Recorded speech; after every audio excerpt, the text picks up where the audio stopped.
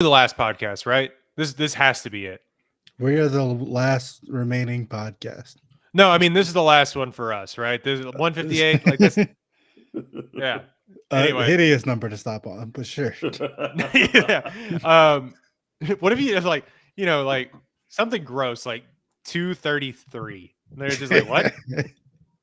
Anyway, this week we are reviewing The Creator before AI takes over our jobs and actually does this for us. So yeah. Anyway, how are we doing? Good. Surviving amongst our AI overlords, behind enemy lines. It's all good. Behind enemy lines. Making it happen. All right. They've accepted me as one of their own. You are the John David Washington, if you will, in this scenario. Thanks. Their Creator came out last week. By the time that you're listening to this, 2023 film, PG-13, 2 hours, 13 minutes long.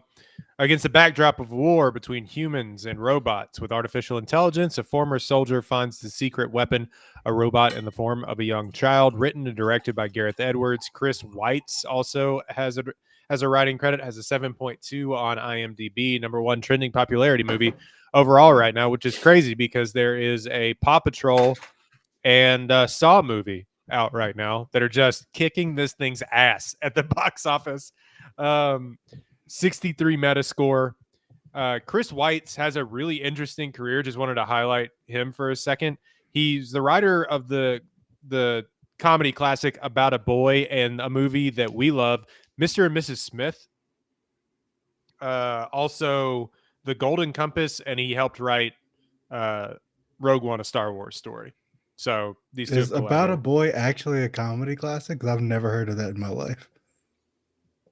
Tej, you're older than us. Would you care to comment? I wouldn't call it a classic, but I have heard of it.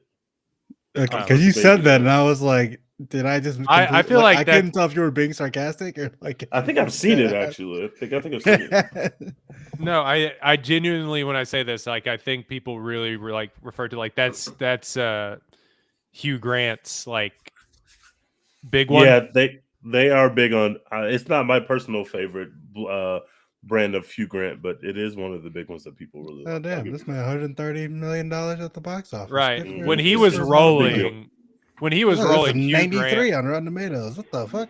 Yeah. What do you mean by rolling? You gotta be specific. Well, Hugh Grant's lived a life, brother. At the box office, I think. There we go. When Hugh Grant was rolling, he was like the biggest draw in comedies ever, and just like self-aware comedies ever. It's really crazy how big of a star he actually was. Anyway, The Creator. So do we want to play who else is in this movie besides John David Washington and Gemma Chan? Yeah, let's. Yeah, there are a couple people that we know. I mean, Allison the Janney, blind guy from Star Wars. Allison Janney's there. Allison Janney and Ken Watanabe from several projects. That's about it, though. This new newcomer, obviously, first project she's ever been in, as Alfie, Madeline Voyos is I believe how you pronounce her name. And can I just get this out of the way? She was fucking awesome. She was incredible. She rules.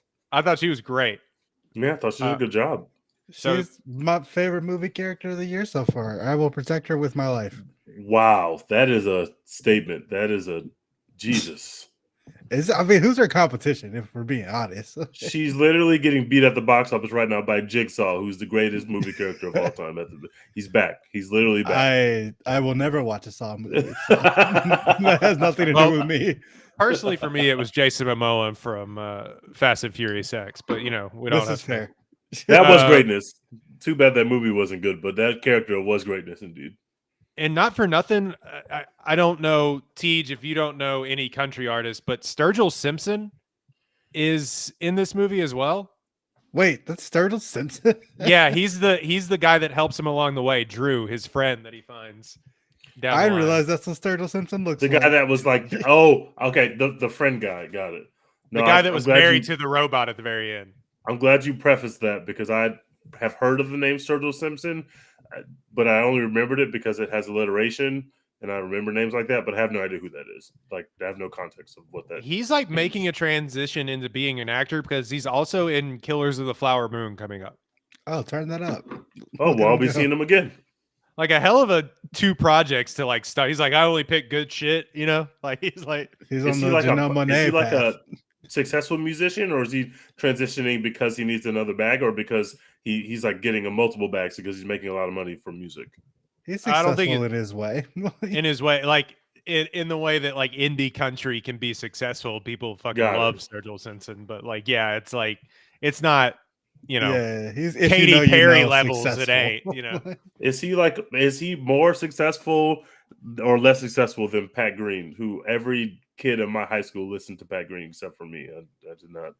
But Pat Green was very popular when I was in Texas. He was extremely popular in Texas. You know what? Probably the same. You know, That's fair. actually. Yeah, I don't remember which one of those Beyonce albums it was that got robbed of the Grammys, but he was also nominated that year, and we were all like, "Well, if they give it to Sturgill Simpson, that kind of makes sense." Like he's one of those artists where it's like, Yeah. He like yeah. takes mushrooms and plays the guitar for like 10 hours on his albums. It's like that's what he does. I took mushrooms before I watched The Creator, so that I feel him on that. Oh, so that's where you are with this movie. Anyway, $80 million budget. You want to play guess the box office? 37 million. 58. You almost hit the nail on the head, Teach. 35 million worldwide. Damn. I've heard almost no one talking about this movie. Although the people I have heard talk about this movie have all been more positive on this movie than I am. Only slightly, but Well, which all is more crazy positive. because when the trailer dropped, people were like, yes, original sci-fi. Fuck yeah. John Yes, David Washington, facts. Gareth Edwards, Rogue One, remember? And then nobody got to the theater. Like, whatever. I was y'all wanted very to see excited Saw. when I saw that trailer. But the trailer for this film is better than this film. And you see most of the cool shit from the movie is in that trailer. At least 60% of the cool shit you see in this movie is in that trailer. Which makes sense. You have to market it. It's original sci-fi, so you have to show people something. You're just a big Aerosmith fan, right? I mean, that song does fucking bang. I mean, it works. It just works. So, I mean, I have been tricked by the song that they picked for the trailer many times in my life. So this wouldn't be the first time, and it won't be the last. 68% on Rotten Tomatoes from critics, 77% audience score. Visually stunning and packed with spectacular set pieces. The creator serves up timely, well-acted sci-fi that satisfies in the moment, even if it lacks substance. Tej, go ahead. I want to hear what you think about it and why. Lead off with some negativity. We had some really, really good ideas in this movie. I love the way this movie opens. When you show the little video from the press, first of all, they're showing the like robotic AI videos, and they show the video from the president that basically spells out the fact that America has beef with AI because a nuke went off that was blamed on AI. You later find out, well, I guess I won't spoil it yet, but they blamed this nuke going off on AI, and they basically declared war on AI, which was really to eradicate AI from the Western world. Amazing premise, great setup. The movie looks incredible from start to finish. The cast is good. Hans Zimmer, you know, we talk about him all the time on this podcast, but he's just incredible. He just can do stuff that nobody else can do. He's phenomenal. There's some really good stuff in this film. The special effects are really cool. The way that you're showing the spaceships kind of hovering over the planet, like some of that stuff was really cool. But if you ask yourself one question in this movie, and you will ask yourself 50 questions in this movie, but the whole plot falls apart. There are so many questions I have about how the AI works, how the robots work, how our main character, or I guess our co-lead character, works. This is in the trailer, so it's not a spoiler.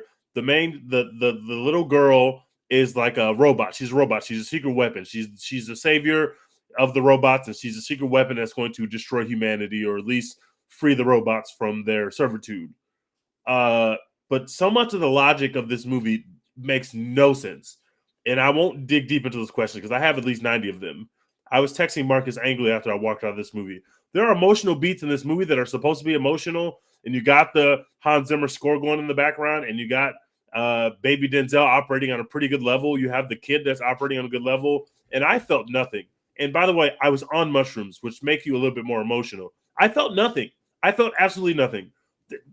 We did not answer any questions about these robots. how things work. There were some times where the robots would have like regular robot powers that would make sense, but then there'd be other times where that would just be taken away from them, and they just would end up in another situation where the robot wouldn't be able to move or like wouldn't even be able to operate like a robot. There's a scene in this film literally where all the robots are back at their village. They're all wearing clothes. They're all yelling and screaming when they get shot, and they're all sleeping at the same exact time, which allows our main character to sneak onto a base full of robots, and the robots are quite literally sleeping, and there's no detection, nothing. The robot is holding the weapon, and really, the robot's holding the weapon like a human being in a hammock, and every robot on site is just sleep right now. Every robot's powered down. We don't have any sensory detection, so we just basically Denzel Washington or John David Washington gets to walk up to a robot, quite literally flip one switch that's right on his neck and put him into standby. Some of this stuff really doesn't make sense. And I understand that it's a big action movie, it's a big sci-fi movie, so the plot points can be scarce, but some of this stuff actually makes no sense to the premise of the film. There's a scene at the end of this film where our main character is aboard the spaceship of the new of the Western Hemisphere of the New Americans. It's called the Nomad, I believe. So our robot's on the Nomad, and our robot doesn't know how to get to the control room, but she's a robot, so she probably has some kind of map or tracking. It makes perfect sense. You don't really have to ask how the robot knows how to get to the control room. But after the robot leaves the control room, the robot takes a wrong turn and ends up in a room full of robots. Now, I just said at the beginning of my spiel, the whole premise of this film is that the Americans are trying to eradicate AI. They're trying to get rid of AI. However, on their big spaceship, which is the most important thing of the movie, it's like the fucking Death Star, there's a room full of robots in it. That literally makes no sense. You told me at the beginning of this movie that the goal of these people on this spaceship were to get rid of robots. And also, how does my main character know how to get to the control room but take a wrong turn going back? She's going back to the same place she came from. There's so much of this. There's so much of the robot logic that literally makes no sense. I have 100 of these little quirks that are just like they start to add up. I watched this movie with Mo. We were unemotional as hell, and we both loved. We will cry during commercials. I'll cry for anything. I was on mushrooms. I was ready to cry. I couldn't cry at some of this stuff. Literally makes no sense. And the last hour of this film is fun, but it is a complete fucking mess, and it really took away from my enjoyment of the film. We had some cool ideas. I think we had a cool basis, but the script is just incredibly bad. They didn't give these actors much to work with, and the logical fallacies of it literally messed up my ending of the film. We get to our big finale, and it all meant nothing to me because I had way too many questions about how the robots work or what their goals were. I ended up giving a B-. I didn't. This is not a boring film. I was never bored. I was just, and I wouldn't say that I was confused. It was just like we just wrote over stuff. We were just like, whatever. I still have no idea how the main character in this movie has lost his arm. It's literally unaddressed. He just walks around with no arm. He puts on his robot arm. Wars, bro. They don't. You showed John David Washington, a new able-bodied man with two arms, with one arm, and you don't even think to even tell the viewer how that to me that there's so many insane decisions in this movie. I was really frustrated by the script and the plot. I was super frustrated by it. Cool idea. I thought we needed to really flesh out some of the backstory. We had to really flesh out some of the rules of why are there clones in this movie? It literally is not explained. Some people are cloned. All of a sudden, we see a clone of a guy. We see a clone of Gemma Chan, and it kind of just like, they're clones in this, just cloned in this world, and we just keep going. Like I hate when you have a really good idea, some really cool cinematography, some great scenes. I hate when you have that basis there. We got a great cast. We have that basis to make something really cool, and instead, because of our script writing and because of our plot development and lack thereof, we've ended up with a dud at the end of our movie. I hate that feeling. I gave it a B-, but this movie could have been so much more to me. I gave it a B-. My man's trying to have a hoop conversation with charts and graphs, man. Yeah, man. I didn't want to. I wanted to be a mess, and I want to be crying. He's literally holding the baby, which I have a lot of questions about this baby. I have so many questions. This baby gets shot in this movie. The baby gets shot. Oh my God, the baby's shot. Take the baby to Namara, who's the baby's mother. Okay, we take the robot over to the baby's mother. We flip scenes. The baby's mother, I won't spoil it, but the baby's mother is no help at all. And the baby is just fine. Why did we do the whole emotional thing when the baby got shot? if we're gonna flip the scene and then the baby is quite literally just fine. There's just so many weird decisions in this movie, and they're just like, whatever, just write it, just like it'll just go. I was furious by the way they were doing this writing. The last hour of this movie made me as mad as almost any movie I've seen in theaters. Like even more mad than Beau is Afraid, which I had a great time in, obviously. Way more mad than Beau is Afraid. The way that Dex felt after watching Beau is Afraid is the way I felt at the end of the about the creator, and that ruined your enjoyment. You just let Beau is Afraid like, yeah, fly. Because Beau is Afraid didn't make any sense from the first second of the film. So it was the first second of the creator, the first hour makes a ton of sense. I was having a great time. And then all of a sudden it was like, wait a second. None of this actually makes any sense upon further inspection. And I wish I didn't have to ask myself those questions, but I literally had to, because some stuff just was not making any sense at all. The control room is the most important part of this shit, because that's how you disable it, right? We have 100 humans on screen doing different stuff. Nobody was in the control room. There was not a guard, a robot, a nothing. This robot just walked into the control room. There's no one there. There's no one around. There's a hole in the plane. It frustrated me so much, because we could have had something very cool, but instead we took shortcuts, and those shortcuts really hurt the film. I gave it a B-. There are shortcuts. I'm not like, you're right. Also, I know that y'all agree with the shortcuts, because y'all both said me, hey, the last hour of this movie is like, there's a lot going on. I really enjoyed it, but the last hour of this movie is something. Yeah, I didn't have any of the problems you had with this movie though. Like the reason I think it's a mess is all like message wise. Like the theme of it doesn't make sense, or like it makes sense, but they don't. So the problem I have with this movie is that it hints at saying a lot of different things, but never actually says anything. So it just wants you to fill in the blanks basically and be like, this is what the point of this movie was. But I usually hate that. I think that's kind of silly, but I was willing to let them rock on this one, because like you had a cute kid in the movie, and you know it was adorable, and that just worked. So yeah, like all the like little how does the world work like plot nitpicks of it, I don't really get bothered by, because like they made humanoid robots and they're like integrated into society. I don't have any further questions. like that's how all this shit works. They made humanoid robots out of AI. It's worked in every movie, every sci-fi movie ever. Yeah, this is what they do. Why can they just turn it off with a little switch? Because they can. Like they made these robots. Because literally they can. Because they can. You made the robots. You can turn them off. Cool. Why are you cloning multiple likenesses of the same person? Because you can. She donated. Well, they mentioned that too. They're like, they lend your face to the cause, because it seems to me that they don't like start. There's some of these robots that don't have humanoid faces, that are just like droids from Star Wars. Yeah, and they like got better at doing this, and they were like, let's make them look like people. That'll be fun. We can start. Did the brown guy lift his face? But the first clone you see is the brown guy, but the brown guy is a human who's fighting against the robots. And so then all of a sudden we see a robot that walks by with his face, and it's literally never explained. It's just like, no, they just have a robot with this guy's face now who's able to like infiltrate that. I was just this movie is insane. They like his face. They kept using it. But yeah, I don't have any of like that. That none of that really bothered me. I can understand why it would bother other people, but whatever. I was willing to just let the whole thing wash over me, except that they didn't really have anything to say by the end of this movie. But I'm a sucker for nothing new, at least.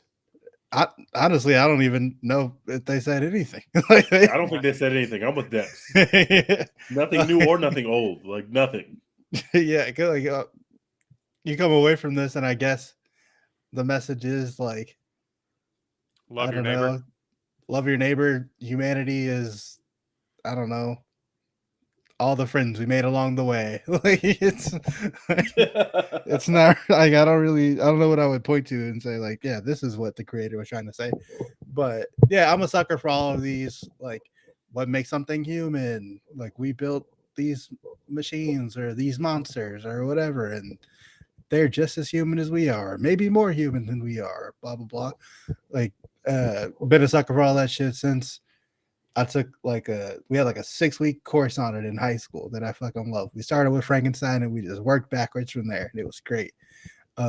So any movie, TV show, book that touches on these kind of topics, I'm here for. And the creator, it like scratches all those itches. It's not perfect. It's not as good as fucking reading Frankenstein or watching Blade Runner or any of these other projects that touch on all these themes, but it gets enough of it right that I'm willing to let it cook. I gave it a B+.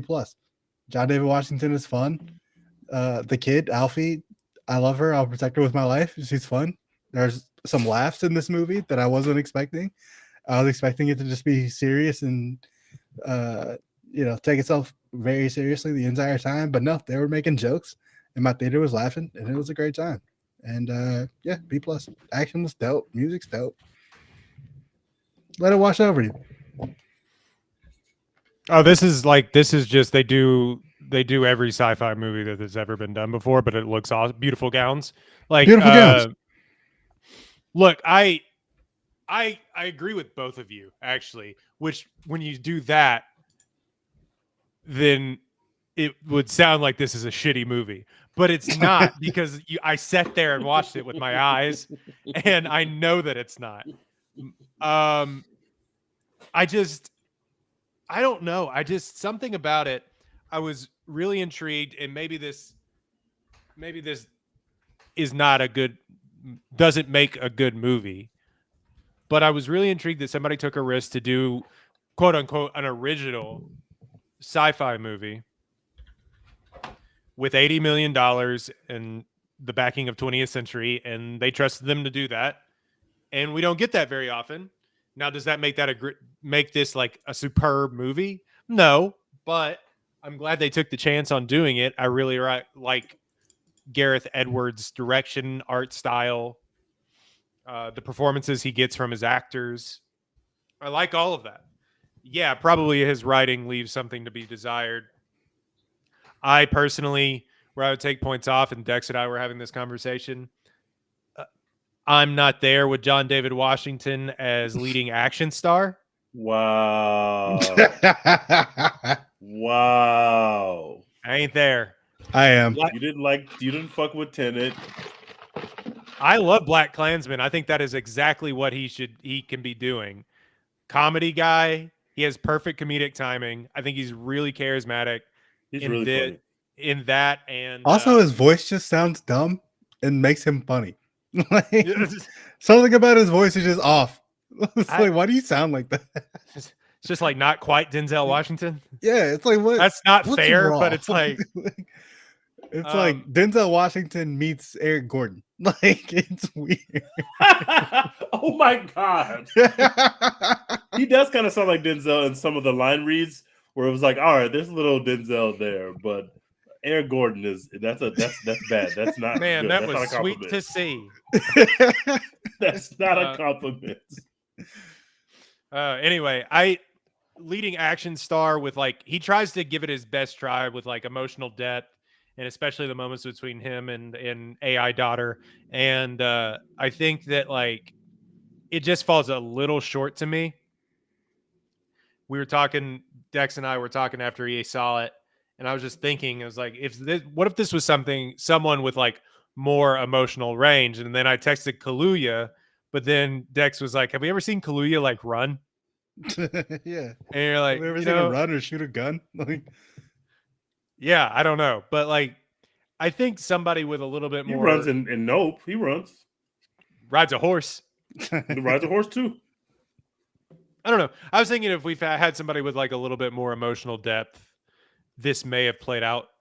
I would have given it a few more points, I think.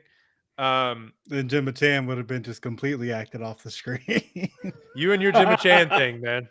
She can't act. She's not good. We'll let you shoot. We'll let you get off that take here in a second. But I think it is.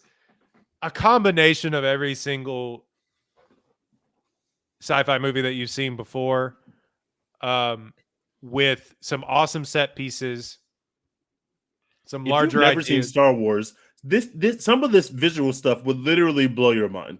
If you've Yeah. never seen a Star Wars film, you're going to be thinking like, holy shit, I just advanced 25 years in the technology and in the ideas of sci-fi. If you just walked in and did not know what Star Wars have been doing for the last 50 years. I mean, the makeup on the humanoid robots with the holes in their head or whatever, it just is like crazy. It's Super crazy cool. to look at. Yeah, and it feels like a lot of it just blended so well. It feels like a lot of it is practical. Now, yeah, there are some bigger ideas like that they touch on that they don't comment on at all. Like you can transfer consciousness. Hey, can we talk about that a little bit more? You know, you can upload your consciousness, which is something And that you could give someone like 30 seconds a reset of life. We just put a chip into their brain and they're just like, oh, you can be alive for another 30 seconds. It's like, oh, that's pretty cool. I don't think I've ever seen that in a movie before. And then we're just like, all right, we use that for the gag. We're done with that. Right. Like, we're good. This is lacking in like a real true, I think, villain. I think Allison Janney does a good enough job, but it is mostly like it's like America Bad, you know, and that works for most movies, but it just kind of is like we know how that's going to end up, and it's extra whack because it's like not even like America is like humanity is bad. Like if you all humans were bad, it would hit a little different, I think. But it's like literally just American humans bad. Like the Asians are like they're chilling, they're cool. We fuck with them. Yeah. Or the new Asians, excuse me. Yeah, I mean, you can tell that like Gareth Edwards is obsessed with like samurai movies and westerns and things like that from all of his films. And no, I genuinely was just blown away because while the last hour of this movie, some parts do feel rushed, I was like just on the edge of my seat going like, oh fuck, like, you know, just with the battles and them literally doing a Star War at the end of the movie. They did A New Hope at the end of this movie, by the way. And yeah, I don't know. I don't have anything. Big episode 6 vibes at the episode 6 vibes at the end of this. Yeah, I don't have anything other than like that boy Nice Watcher. Like that's like how I feel about this movie. Like I don't know, you know, like sometimes that just works for me. Are there ideas that they definitely should have explored more and in the hands of somebody like that could have fleshed this out a little bit better? Yeah, you know, if you give this to a adept screenwriter, I don't know who. Give this to Denny V. Yeah, it was something different. Yeah, but then this would have been boring. If they had given it would have been 3 hours and well-known screenwriter $10,000 and said, "Hey, here's what we think is our final script. Rip it apart." We could have made something truly special, but we didn't do that, and we really needed another pen in the room in the writers' team. We really needed someone to read the script and be like, "Hey, these 17 things don't really make sense, but otherwise, you got a great idea here. How are you going to make these 17 things make sense to me?" Well, there's an idea. It feels like this movie is supposed to be. There's stuff cut out. There's like an hour cut out of this movie, right? Maybe not an hour, but there's definitely stuff cut out of this movie. There's like there. It feels like there is like the studio was like, we need to make this more of an action movie instead of like a journey movie. And yeah. So add in a couple nukes, a couple explosions, take out half of that journey stuff. Just get out of there. Get out of there. It feels like I really think that there's going to be a director's cut of this movie eventually. Anyway, I gave it an A- at the time. I think I'm sitting at a B+ now that I think about it. I really enjoyed it. Anyway, yeah. Dex, do your Gemma Chan thing. Yeah, dude, because I don't think this is fair. I don't think she's the best actress, obviously, but I don't think she's bad. I think she's bad. I saw Crazy Rich Asians, and like everyone else, I was like, Gemma Chan is her. She's one of the most beautiful women I've ever seen on a movie screen. Can't take my eyes off her. Love her. She's great. She's incredible. Can't wait to see what she does next. And then she started doing more things, and it was like, Is Gemma Chan good at acting, or is she just hot? Like, because she was on that there's that probation that some actors and actresses have. Michael B. Jordan was in that probation for a little while too, but I think Michael B. Jordan can act. And sometimes you're like, I don't know, they can actually act, or if they're just really hot and it just works. Like, you know, and there's a lot of actors who beat those allegations. Like I said, Michael B. Jordan beat the allegations. Margot Robbie beat the allegations. Henry Cavill, jury's still out. You know what I'm saying? We don't know. But Gemma Chan does not beat the allegations. The allegations have won against Gemma Chan. She cannot act. We saw Eternals. She ain't have it. Eternals was not her fault, brother. Did she have it or did she not have it? How many times we gonna keep making excuses? Okay. At some point, Jimmy G got all the weapons. You just gotta say Jimmy G just ain't the guy. You know what I'm saying? She is Jimmy G. Okay. Like she's just not her. It is what it is. Saying look the part all-star. Look the part all-star, literally. Like they had her be the MacGuffin in this movie so she wouldn't have to talk for too long. Like, they were like, we're gonna literally, I don't know if that's why they did it, but we're literally gonna put her on ice. Like, and just, like have her say like one or two lines every 30 minutes. She literally had like 4 lines in this movie. How do you think she did such a bad job? She said like 4 things. Were any of them good? Were you moved by any of them? I wasn't moved by anything in this film, so she felt like she blended in to me. I've been moved by John David Washington before. Have you ever been moved by Gemma Chan? Roy hasn't. He was moved in Black Klansman. We were I all like moved. Black Klansman. We all felt something. I felt white guilt. I felt white guilt. Gemma Chan has never made me feel anything outside of Crazy Rich Asians. She had one hot song. All right, that's it. She's not her. It's I over. can't say I'm she's sorry. ever made me feel anything outside of Crazy Rich Asians either. I didn't think she was bad in this movie, but I do agree that she's never made me feel anything outside of Crazy Rich Asians. But I want to give her more time. I want to still have her on the clock for I want to still have her application pending because she might. I don't think she's her, but I think she might be a perfectly mediocre actress that, of course, is great looking and going to keep getting jobs. But maybe she's bad. I haven't gotten that. I haven't sniffed a bad whiff yet of Gemma Chan, though. I have not seen her be actively horrible in something yet. Like I have seen what's his face that played Freddie Mercury. I've seen him be actively bad in like 5 things now. Rami Malek, yeah, Rami Malek stinks. Yeah, we'll see. I'm out on Gemma Chan. It's over for me. I'm out. Like, you're don't selling worry, your stock. No, nothing. Like, I don't know. I don't know what we're waiting on, guys. Like, how many more of these we gonna do?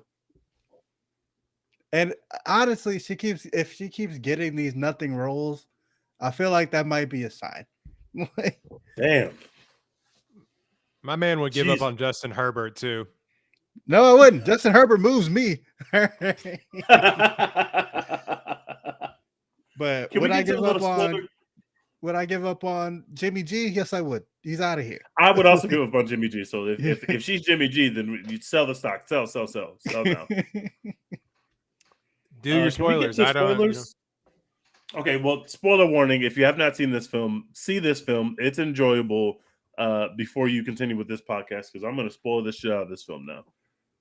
I'm going to just fire about 37 questions at y'all, and I want you to answer them to the best of your ability.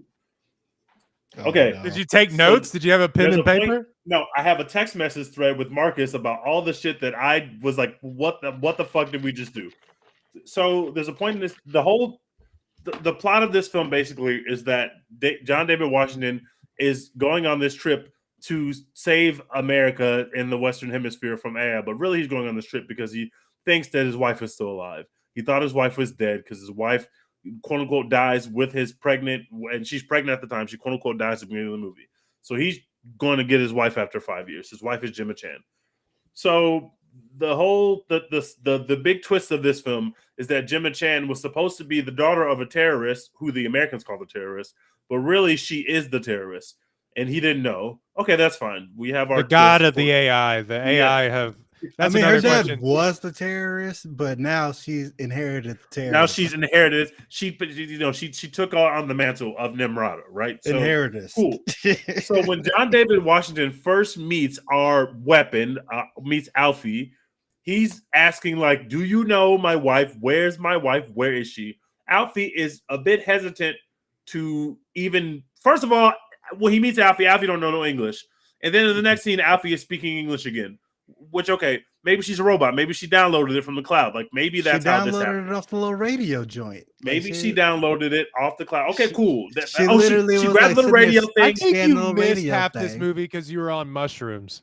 No, that's not true. Mushrooms make it taste better. Every little radio station real quick, and then she learned English. So she scanned the radio. She learned English. Okay, cool. So he wants to go to Nimrata, and Alfie is just basically either not answering these questions or coming up with some reason not to, like something happens, right? There's some intervening event. So the whole movie, we're trying to get to Nimrata. Alfie's not really giving the information, even though you assume that Alfie knows this is my father, or my father in quotes. This is my dad, and mother is sick. And actually, all of these robots need our hero to go to Nimrata, specifically because Nimrata is a vegetable. And Nimrata want to let Nimrata die, but the robots themselves cannot kill Nimrata. They cannot end life. They can't kill God. They can't kill God, right? So there's like, we need you to come and kill God. So the way that we get to Nimrata is the robot gets shot. First of all, nobody mentioned this. Those little running bombs were the coolest thing ever. They were amazing. That was the coolest part of the movie. That was so dope. That was so fucking dope.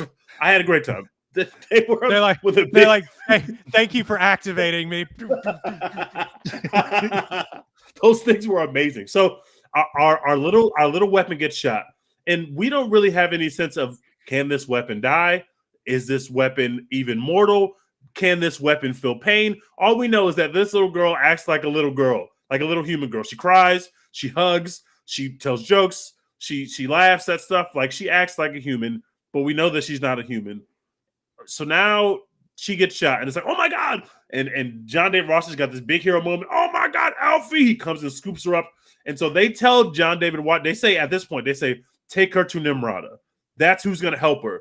And this makes sense, right? She's the grand designer of these robots. She made this particular child. She made this super weapon. If anyone can fix the super weapon that now has been shot, it's Nimrata. Makes perfect sense, right? So we get there into this castle that is literally on the top of a mountain. It seems like the Americans could have found this extremely easily. It's a big ass Iron Man hat on top of a mountain. I don't think it's that hard to find. But anyway, so they get there, and Nimrata is a vegetable. So Nimrata is not dead or alive. And when we get there, Alfie is laying on the bed with Nimrata. She hops up. She has no more gunshot wound. In fact, it looks like nothing's ever happened to her, but that's fine. Who cares about what happened to the robot? Maybe they just wrote it off. Maybe they got rid of the scene where they tell you that just by touching Nimrata, she was healed. Whatever. Who knows? So they bring John David Washington into this place to meet the person that he's been trying to find for the last hour and a half. And she is a vegetable. And they say, hey, we need you to actually do this. So he presses literally one button and then kills Nimrata. And it's like, okay, now we can go on to our big bang. But it was like, that was the most pointless. It was so pointless to me, because it was like, we came here to kill this character. I thought we came here for this character to help us, but the character didn't help us at all. In fact, the character needed our help to go on to our next destination. Like, also, there are points where the robots can't find Alfie. My iPhone can track other iPhones. These robots can't track where Alfie is. How can a robot lose a robot? That literally makes no sense to me. My iPhone can do that. We're in space. We're in the future. They're like, oh my God, where is it? When these robots get shot, they are yelling, oh no, someone's coming. Oh my God, I've been shot. How come they don't communicate like via the cloud so that the humans can't hear what they're saying? These robots are robots only when it's convenient, and when the second it's inconvenient for them to be robots, they're just humans. Like these robots are so human-like, and I know that they're trying to, like, oh, we're more different. We're not as different as you might think. Like, these robots have feelings and they have family, and they adopted Nimrata and they brought her into the family. But it was like the actual abilities of these robots, especially our main robot, was never defined. And sometimes they had abilities that made sense because they're robots, and sometimes they just conveniently didn't. Why is every robot on this base sleeping at the same exact time. Every robot here is asleep. And John David Washington literally just walks into there and steals a nuke, the greatest weapon ever created. He just walks in there and steals it, and every robot is asleep. That makes no sense to me. My iPhone knows when you turn your iPhone off, like your iPhone knows when you pick up your phone, even if the phone is off, like it knows that. And I got one more. This is my biggest. This was the worst been movie to the office first? You know? You ever been the first one in? You got to wake up the computer. This was the worst movie scene I've seen this year. So, oh my god, our robot is tied up. Our robot is like the humans have acquired our robot, but they can't. The humans cannot turn the robot off for some reason. Only John David Washington can turn the robot off. So John David Washington comes into the room. Now the room is set up to where they have like a screen that shows you the vitals of the robot, which makes no sense, first of all, because how does a robot have vitals? But that's fine. We don't care. The screen has vitals on it, right? The screen is showing you the vitals of the robot, and they're saying, we want you to terminate the robot. We want you to terminate the weapon. So he walks in, presses quite literally one button, and the robot is dead. And the reason why we know the robot is dead is because the humans say, okay, that's it. The robot's been terminated. And the vitals on the screen go flat, right? So the robot's dead. We have a machine hooked up to this robot, and we can't tell that the robot was actually not dead, but it was in standby. That literally, how does that make sense?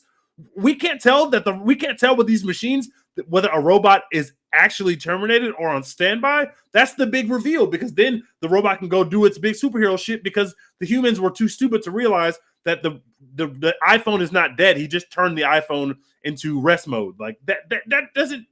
There's so many decisions in this movie that make no sense, and it frustrated me because I wanted to cry. I wanted to be into the movie. There's this cute ass kid that's running away from people. She doesn't know who to trust, and I couldn't feel anything. And the whole last hour of this movie had no stakes, specifically because I was like, can this robot die? What does it mean for this robot to die? How does John David Washington's character, who's literally running out of oxygen when we see him, run towards his wife, who is a robot, another robot, run towards his wife like a full sprint towards her to hug her before they both blow up? Is that maybe that didn't really happen? Maybe that's like a visual thing. That's like a thing that didn't really happen. But it felt like the last half of this movie had no stakes because the robot thing was ill-defined. So I didn't really know what could happen. I don't know what happens if this robot kid gets shot. What happens with the robot kid? Who knows? If you turn the robot off, it's dead. If you put it in standby, it can come back. That's the stakes. They told you. Shouldn't our machine be able to? If we have vitals of this robot, shouldn't our machine be able to? If you fall asleep, Dex, and we have machines hooked to you, we can see based on the machine whether you are asleep or dead. It's easy. Your heart is still beating. I also don't have the power to turn off machines. Like, I can't do that. But she didn't turn off the machine that was reading her vitals. The machine, because if she turned off the machine, they would know she was alive because they know she can do that. So she couldn't turn off the screen. So the screen just reads that her vitals are gone, but she's alive the whole time. Honestly, I don't even remember vitals being a part of the scene at all, to be honest. They have a screen with her vitals on it. It's a big logic jump, but you had to know as a certified movie watcher and movie enjoyer that they were never going to kill her. Yes, true. But you knew that. We don't have to do this. If we're going to do the scene where, oh my God, she's dead, then let's make it actually have stakes. It has no stakes, but it doesn't just not have stakes because we know she's going to die. At the end of Infinity War, we knew the Avengers were going to come back, but you still felt something when they disappeared because there's stakes there. There was never stakes here. John David Washington died at the end of this movie. I think was that your read on the film? Was that he died at the end? 100% they're dead. So super he's dead, yeah. And his robot. Why did we even do the thing with the robot wife if the robot wife was quite literally going to wake up for 10 seconds and get exploded? Like there was no. That's literally what happened. Like we needed closure. In the form of a robot that's going to get blown up. It's a full circle of acceptance. He's been searching for his wife this entire 2.5 hours. Don't you need a 5-minute scene where he tells her how much he loves her and cares about her? Don't you have to put that in? You just need this emotional, we're both about to die. Your consciousness is in this robot now. I have closure. I feel better. I die. I go to heaven. I feel good. I'm a good person now. I did a good thing. All right. I saved the kid. I saved the AI. We blew up the bad humans. I get to say bye to my dead wife.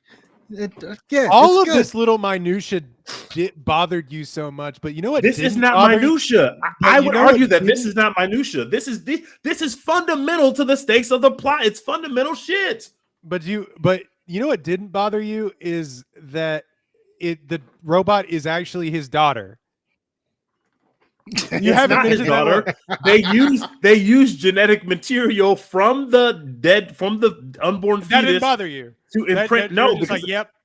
Because at least they explained it. At least they tried to explain it. The stuff that I'm really mad at is the stuff that happened, and it's like I was left with the question, and there was quite literally no explanation. They don't even tell you how he loses his arm. He doesn't even talk about it. He's just making jokes like everything's fine. Yeah, it doesn't matter. Who cares why he lost? Literally matters. He has an arm gone. If it didn't matter, why would they show us that he has a bionic arm? Why would we see that?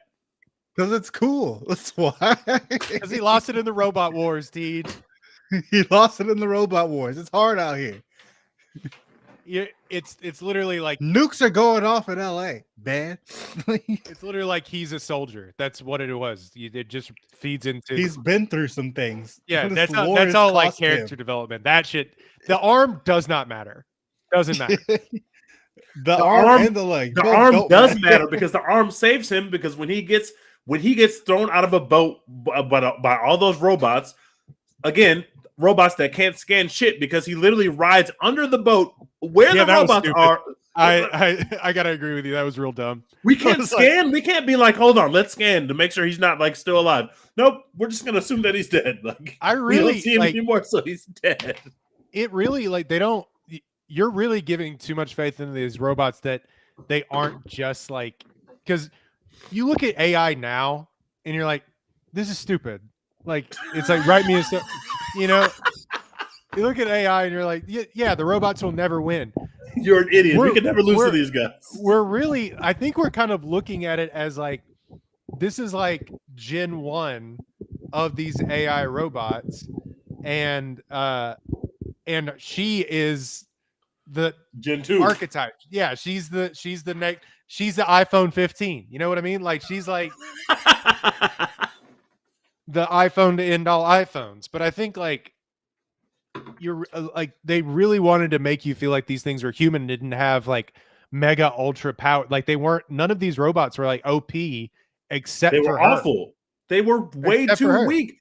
I've never seen R2-D2 have to sleep and let somebody sneak aboard the ship. You can't just sneak aboard the ship when R2-D2's there. R2-D2 got thrown in a motherfucking trash compactor. Nobody gives a shit.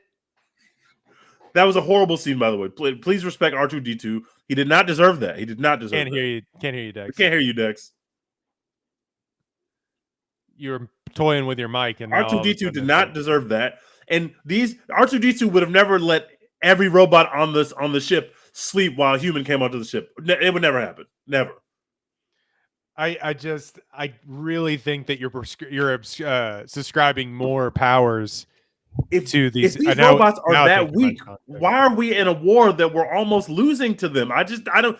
These robots better be formidable, or maybe they're just trying to say that Americans are dumb. Because if we can just flip a switch on their necks, there shouldn't be no war. It should be extremely easy to beat these robots. You literally just go flip a switch on their necks. You don't even have to bring a gun to the battlefield to do that. You literally just go flip. You're done. You kind of do have to bring a gun when they got guns. You got to get up close to them. Not if they're all taking their daily nap when they're all asleep at the same damn time. Why do robots sleep? That doesn't make any sense. Why they gotta recharge? Hey, man, if you want to win a war by running up on your opponents one at a time and touching them on the neck, you do that. I'm good.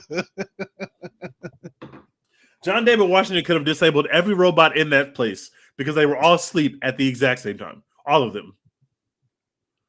I guess. I mean, it's fine. I hated it. I wanted the robots to be so much more. They got to power up somewhere. You know what I'm saying? They can't run on just infinite battery life forever. This isn't the Terminator. You're really conflating this with like the Terminator. Do you know how long ago the Terminator was made? That's literally my point. We have already seen. Yeah, of course they're different, but why are these robots so much worse and shittier? The Terminator came out 35 years ago.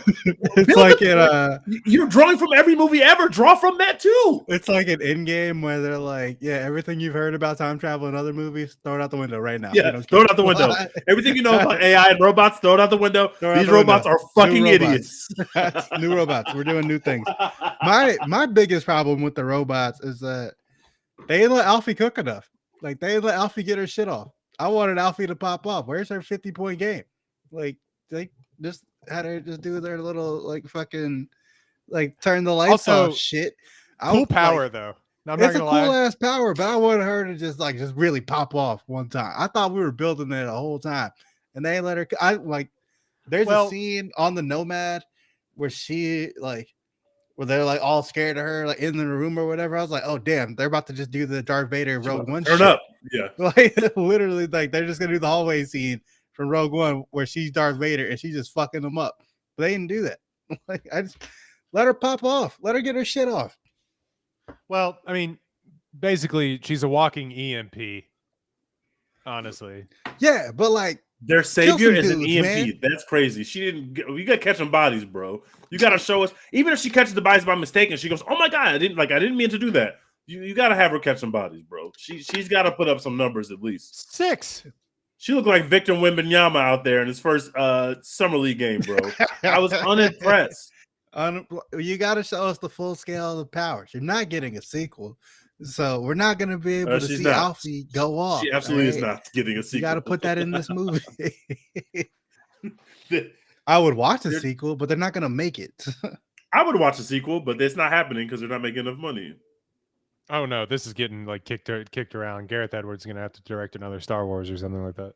To be fair to them, though, who could have expected that Saw 10 was going to be good? They haven't made a good Saw movie in like a decade. Years, and it got like an 89% on Rotten Tomatoes. That's unbelievable. No one could have predicted that the 10th Saw was going to be good when Saw 3 through 9 were an absolute mess. Maybe 4 through 9, if I'm being gracious. They haven't made a good Saw movie in decades. So, yeah, it's not. They could not have guessed that, oh my God, Saw 10 is actually good. Whoops. Saw got so bad, they started a spin-off franchise that was also bad. That was also really bad. They were like, fuck it. Let's throw It's got Chris Rock, guys. Come to the movie theater. Y'all like Chris Rock, right? It was like, yeah, I do. But everyone was like, no. What's crazy about it, it's that it's like the same director and team behind like Saw 4 through 7 or something like that. And it's like, what changed? You know, they brought Jigsaw back. That's what changed. I will not be watching. I will never watch a Saw movie. I'm good. Jigsaw came back and dropped 60 like Kobe. Like, he went crazy. We needed Jigsaw back. We didn't. They had a random, oh, now the detective is the Saw killer. Oh, now this other lady is the Saw killer. And it was like, we don't care about any of these people. We just really like Jigsaw. And they took them 7 films to realize, hey, I think the people just want to see Jigsaw. Like, let's just put him back in the movie. And it really works. Saw 10 is in between Saw 1 and 2. Yep. It's so stupid. Let's make at least 4 more films that are between Saw 1 and 2. Let's just keep Jigsaw alive. Let's just keep doing it. Fuck it. Wait, it's between them chronologically? Yeah. Yes. I thought you meant it was between them like Rotten Tomatoes wise. Holy shit. No. Chronologically, they went all the way back. It's higher than the first Saw movie. It's higher than any Saw movie on Rotten Tomatoes. It's one of the highest rated movies of the year. Yeah. Jesus Christ. Okay. It's really good. Never watched it. I had a good time. I can't believe we're on the second Paw Patrol movie. Also a highly rated movie. Yeah, that's nuts. We're on the second Paw Patrol movie, and it's like in the 80s on Rotten Tomatoes. We are cooked as a movie going public. Wait, is the Exorcist movie going to be bad? Yeah, the embargo dropped on that. 24% on Rotten Tomatoes. Oh, 24. Yeah, no. Well, shout out to Leslie Odom for getting checks. We respect you, brother, but damn. David Gordon Green, what are you doing, man? 24? And life is supposed to be so different for all of the Hamilton cast. Yeah. And it just ain't. That's so crazy. David Gordon Green went from being like somebody that's like, we're going to put your first movie in the Criterion collection, to doing some silly comedies, to being like, I'm just going to do bad horror movies for Blumhouse. Bad horror remakes. Anyway, the creator. Leslie Odom Jr. got Glass Onion in there because Yeah. Before that, woof. David Diggs has the Snowpiercer series on TNT. What have y'all been watching? He was on Blackish for a minute. Spotted. Oh, he was in Blackish for a minute.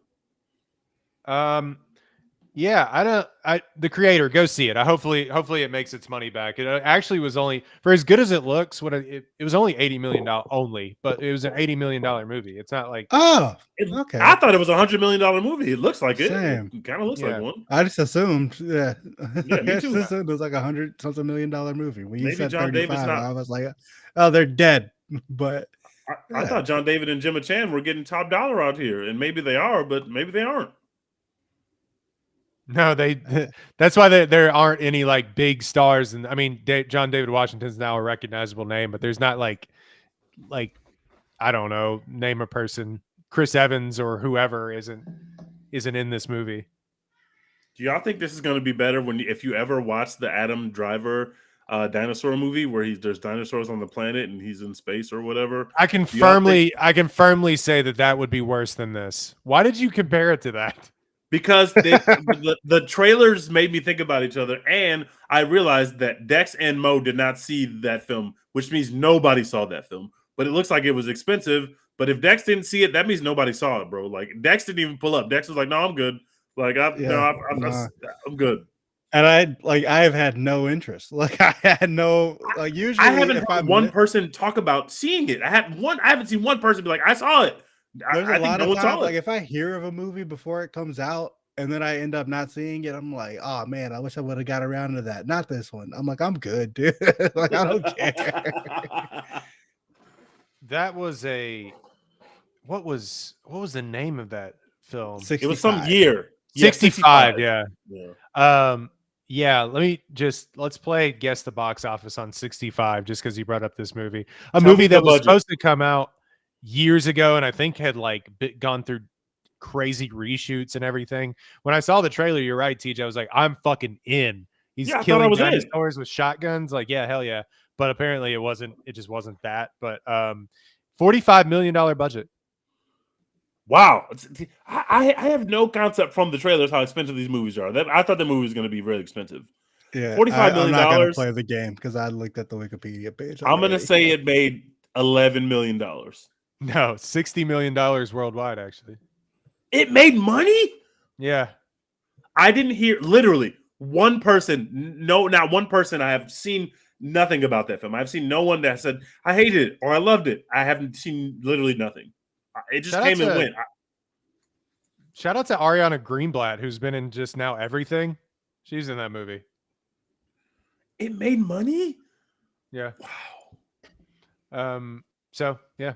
Anyway, Adam Driver might be unimpeachable out here.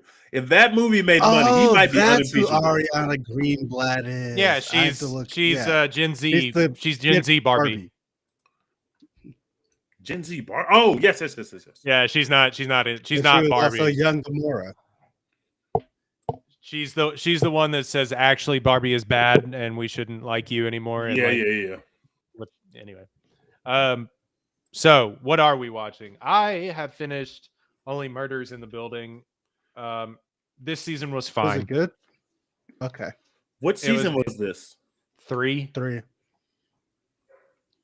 Yeah. It was fine.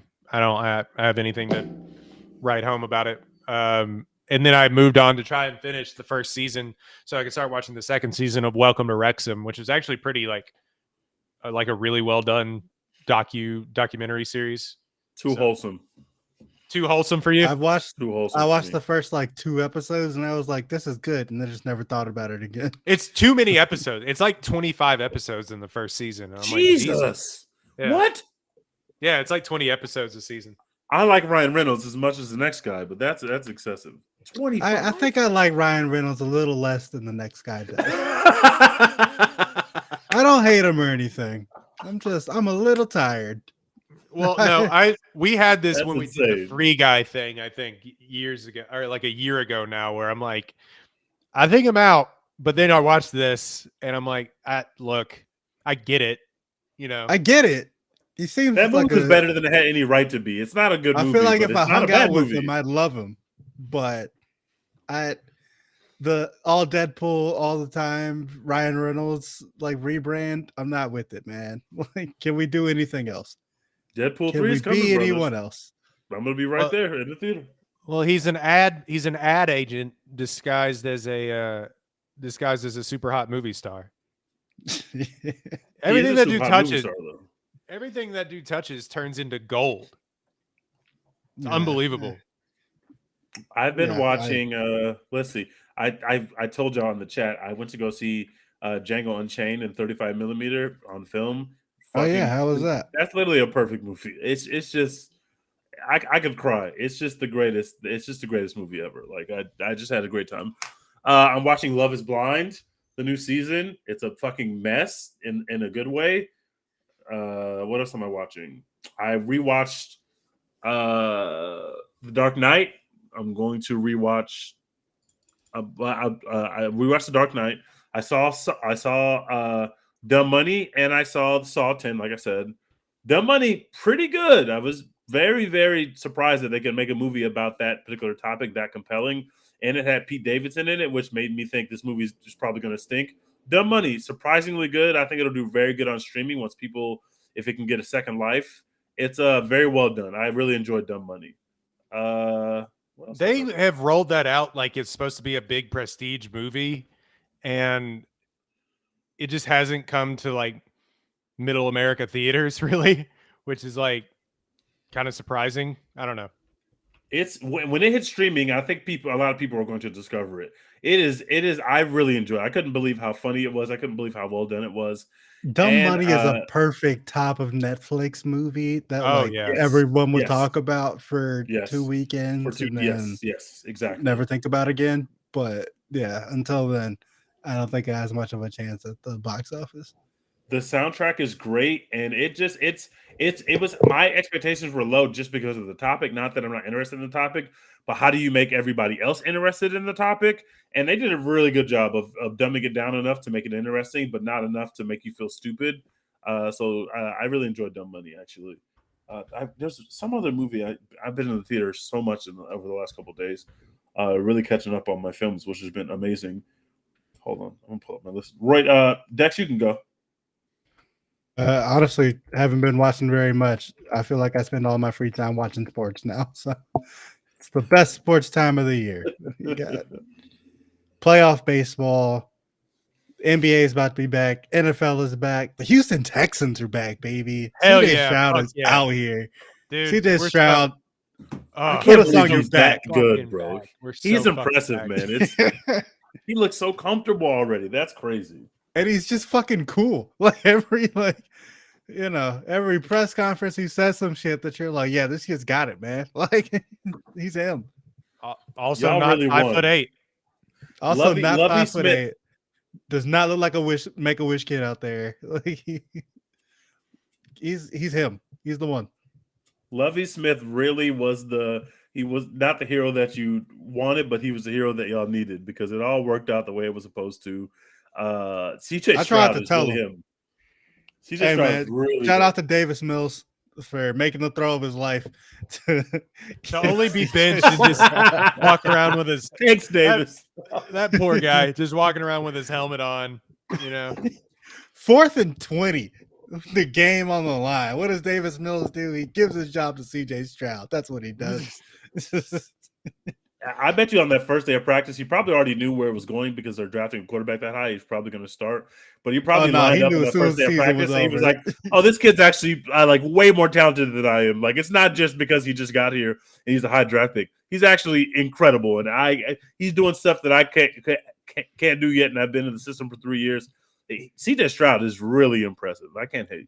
Although that Mike Shanahan system, I have a theory that the Mike Shanahan system could make like me and you look like serviceable quarterbacks. So, I'm throwing at least one pick in those 4 weeks. He's played 4 NFL games. He has not thrown a pick yet. That in itself, without even looking at any other stats, is insane. That doesn't make any sense. That first interception is going to hit like a shotgun blast to the chest, but it's going to be a tip. It's going to be off somebody's hands, and it's not going to be his fault. I get he's locked in, bro. He's focused. The Texans are making the playoffs this year. I wouldn't have said that even 2 weeks ago. Yeah, I believe if we beat Atlanta this weekend, then I'm like, yeah, we're going to the fucking playoffs. We might go to the fucking AFC Championship game because this food out here. I need Bijan to run for 200 yards, and I need Stroud to throw for 400 yards. Fuck it. I just want to see them both go absolutely insane. That's what I want to see. Free Bijan already, dog. Look what they got him out here working with. The Atlanta Arthur Smith doesn't use his best players. Kyle Pitts just out there running wind sprints. It's crazy. This is not an NFL podcast, but yeah, that's what I've been paying attention. Are you saying that Desmond Ritter's not one of his best players? Is that what you're saying? That's a hot take right there. Some would say, not I, Street saying, not me. But not me. I'm not an NFL evaluator, That's so funny. They just literally are like Kyle Pitts, just go run a deep route. You're 6'8". It's just like oh my God. But yeah, I haven't had time to watch actual movies or TV yet. I need to get into Ahsoka now that it's over. Only Murders in the Building now that it's over. I think Loki starts tomorrow. So I'll be on that. But what? I haven't seen anything negative. I saw people saying that this is the best thing that Marvel's ever done. I see multiple people see that. Multiple people I've seen this. This is probably the best thing Marvel's ever done. Yeah, I'd seen a guy that I trust for the Rolling. I think Alan Sepinwall is his name for the Rolling Stones. Rolling Stone. He said mid. He called it mid. Well, he said it was up and down. I can't wait, man. We need something. I feel like the MCU is they got to give me something. You got to give me a shot in the arm, and I don't trust that it's going to be the Marvels. I just don't trust that's going to be the I do. That I need. I'm hyped, dude. I think that I'm going to enjoy the Marvels, but it's not going to make me like for that before the creator, and I was like, oh fuck yeah, I'm so back. It's been a minute now because they've been delaying things and moving things around. What was the last thing that come out? Guardians of the Galaxy. Secret Invasion. Secret Invasion got shat on so bad. That shit stunk. That I've been down on it, and I haven't even thought about Marvel. But as soon as I get the first great project, I think as soon as Loki comes around, I just need it right. I'm gonna get it right in the main vein, I'm just Anyway. I haven't even finished Secret Invasion, to be honest with you, because everyone shit on the finale so bad. Don't finish it. I'll read what happens. It's fine. I watched the first 2 episodes of Ahsoka, and I enjoyed it. I wouldn't say I enjoyed it as much as what was the one that came before it? Anyway, it came Andor. Yeah. Andor was fucking mind-blowingly good. It's amazing. But I was enjoying Ahsoka for the first 2 episodes. I have to finish it, but it's on my list. But then I started watching Love is Blind, of course, which is great cinema. It's just great. Netflix, keep them coming. I will keep watching. The Ultimatum, Love is Blind is back again? I will keep watching them. Yes, sir. It's back. We're back. We're so back. You want to know what? Just do this? Yes, they did. You want to know what Caitlin and I watched? And then I'll wrap up. We watched the first episode of The Golden Bachelor that I'm sure that you've got inundated with commercials for. I saw the commercial when I was watching football. I'm not gonna lie, it might be better than the regular Bachelor. It's so heartfelt, it's unbelievably saccharine, and just old people falling in love. It gets me every single time. But yeah, I don't know. I was just like, I think the original Bachelor has lost its soul a bit because now it's just people who want to come on there to be influencers or whatever. They don't even pretend to be falling in love anymore. They're just in it so that they can get their Instagram popping. But the old people, it's restoring the feeling a little bit. Yeah, it's restoring the feeling a little, and it really is kind of what the show probably should be going forward. But the other one makes a ton of money anyway. You can find us at One Take Podcast on Twitter, One Take Podcast on Instagram, TikTok, go follow our YouTube channel, One Take Podcast on YouTube. You can follow us at @les_humble_teej, at Lord Dex Hinton, and at Royden Ogletree on X, otherwise known as Twitter. And yeah, I don't have anything else. What are we doing next? What's next? There's something coming out next. Killers of the Flower Moon comes out at the end of towards the end of the month, on the 20th. But what's coming out in the interim? Exorcist Believer. Okay, No, are y'all getting Dex the isn't Meg Thee watching that Stallion shit. movie near y'all? Probably sure I not. am. If you know where I live. I'm sure I am. I gotta figure out if that's showing like at a movie theater that I'm willing I to will be drive there. to. I will be seated. Oh, you Shout know out what's coming to out? Dix the musical. You know what's coming out next week? Taylor Swift, baby. No, I will not be there. I gotta will not peep. be there. I'm gonna buy a ticket right now, actually. I will I've been not be putting there. this off, but I will be seated. I'm sure they're gonna add more showings. We'll discuss off pod what we'll end up doing next week. But Maybe it's time for a classic. Maybe it's time for a classic. We'll see. Maybe as Dex's microphone decides to die. But Dex, what are we doing? #support Florence Pugh. All right, we're out.